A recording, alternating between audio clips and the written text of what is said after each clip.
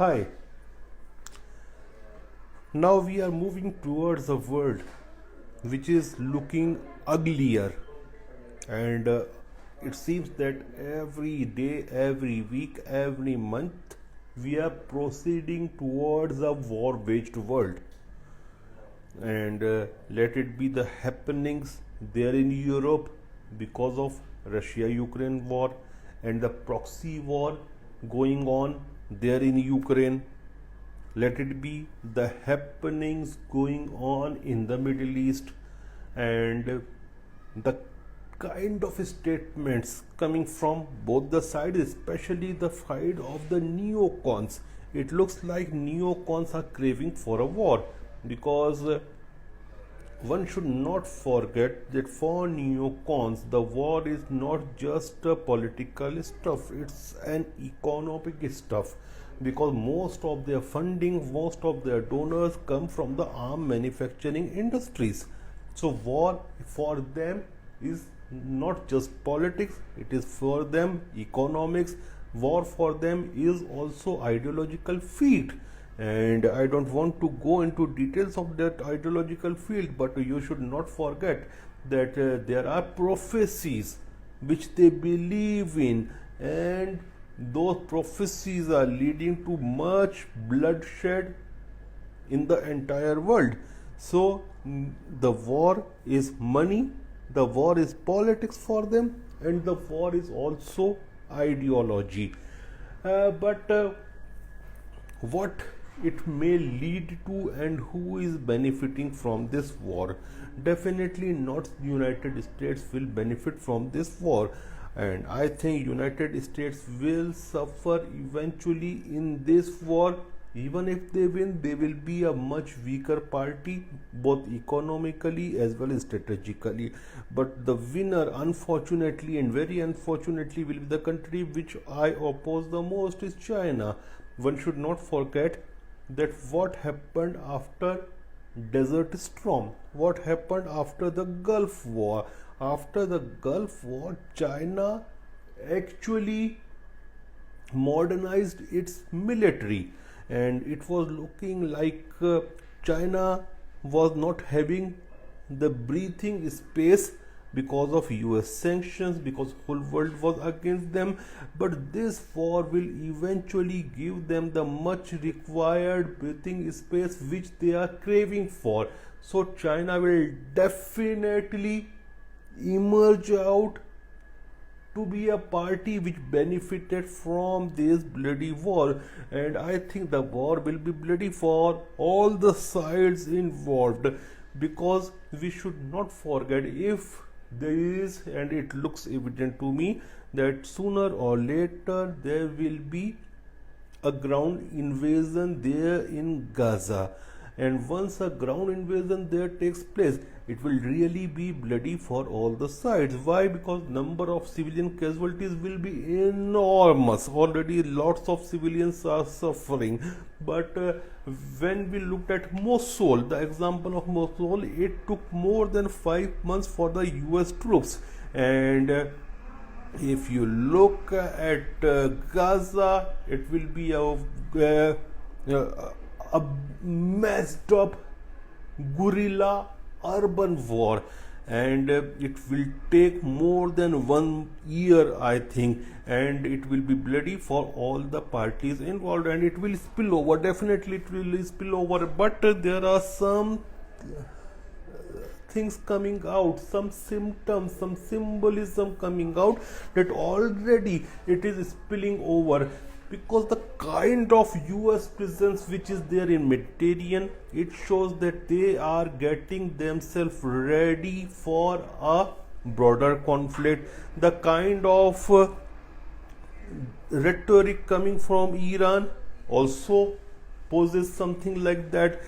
China has also sent its 44th fleet there in that region, and it comprises of warships and it comprises of other naval warfare stuff. They say that it is a regular exercise, but look at the timing is not regular. Then we also saw the involvement or in other fronts like from the front there in Lebanon, so that front will also be engaged. Definitely you can say that we have also seen yesterday that there was attack on US bases there in Iraq has not settled till now, so that front may also be involved. Then Yemen war, which calmed down since past 1 year, it may once again emerge. So again violence you will find there on the Yemeni front. If the Iranian front opens, if supposedly, because neocons want to invade Iran since past so many decades, we saw I'm forgetting that name of Benin. Benin was wanting to attack Iran, and it was Donald Trump who rejected that idea. And Donald Trump made it clear that he was wanting a war on Iran. So then these neocons, and Trump was not a neocon. Trump was the most pacifist of the president, American presidents after the World War II, maybe a few decades. You may like John F. Kennedy and stuff like that, but other than them, he was the most pacifist. He was against war. So what Benin was wanting, he was wanting an attack on Iran. So it is a very old neocon dream to attack Iran. So if that front also opens, it will open definitely a can of worms.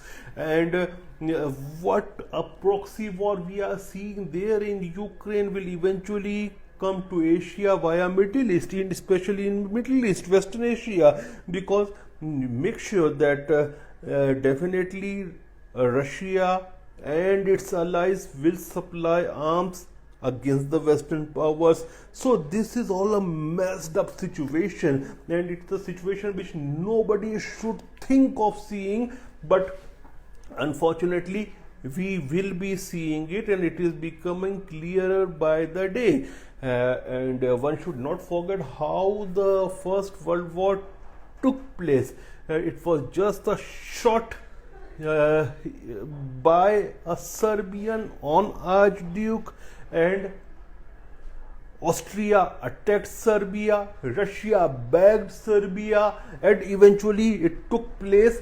It took the shape of the First Great War. So one activity can prompt a big war, and I'm afraid that if something like this happens, then a country like China will keep itself apart from war for a long period, and they may come in the war like United States of America joined the First World War and Second World War, and not in the beginning but in the mid, or almost the 60% war was almost over, and the entire landscape of Europe and all the powers were already exhausted. So if that thing occurs, then it will be benefit China, which I don't want to see, because remember, China is a communist country, and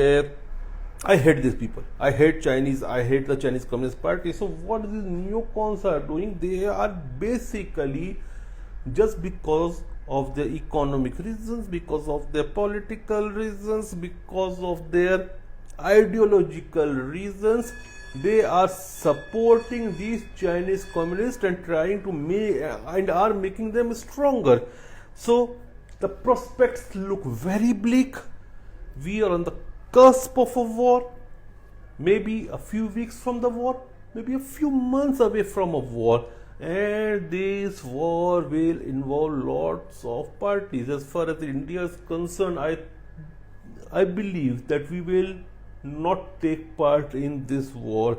We will remain non-aligned. We will give humanitarian assistance wherever it is needed, and after the war, if war happens, we will emerge out even stronger, because we won't be a party in this bloody war. And make sure this war will be a bloody war. It must stop. The politics must fail, the neocons who want money from the war, who want ideological feed from the war.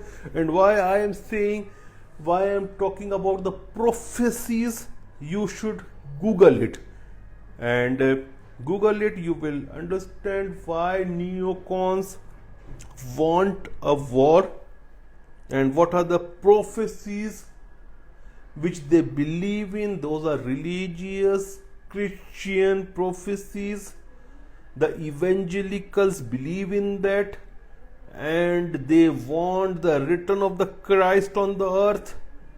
I don't want to talk about religion because I'm not into all those things, but just I'm telling you so that I'm giving you a feed so that you can work out, you can Google, you can do your own research that what are these prophecies upon which the evangelicals in United States and those voters believe in, those politicians believe in. And if they don't believe even, they show that they believe in that. I pray that a war should not happen because of the main reason, my hatred towards China and Chinese Communist Party, not China but Chinese Communist Party and their rule. And I don't want to give them breathing space which they will get because of this war. Thank you. And my apologies, I am not coming regular to you guys because we are having a state election, crucial state election. After that election, by next month, mid of next month, I will be back again regularly. Thank you.